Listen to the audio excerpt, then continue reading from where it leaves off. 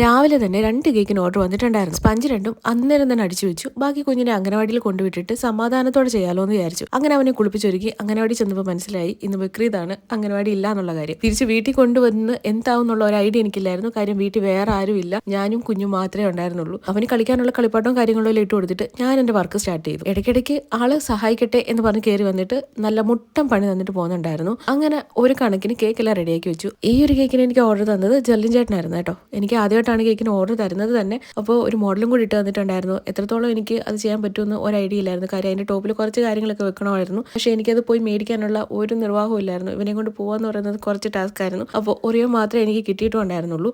അത് ഞാൻ വെച്ചു. പിന്നെ ബാക്കി കാര്യങ്ങളൊക്കെ എന്തൊക്കെയാണ് വെച്ചതെന്ന് എനിക്ക് തന്നെ ഒരു ഐഡിയ ഇല്ല. നല്ല ടെൻഷനോടെ കേക്ക് ഡെലിവറി ചെയ്യാൻ പോയ എന്നെ ഇവിടെ സ്വീകരിച്ചത് നല്ല പുഞ്ചിരിയോടെ ഇറങ്ങി വന്ന ചേച്ചിയായിരുന്നു. ആ ചിരി കണ്ടപ്പോഴേ എൻ്റെ ടെൻഷനെല്ലാം മാറിക്കിട്ടി. നല്ല സന്തോഷത്തോടായിരുന്നു കേട്ടോ കേക്ക് ഡെലിവറി ചെയ്തിട്ട് ഞാൻ തിരികെ വന്നത്.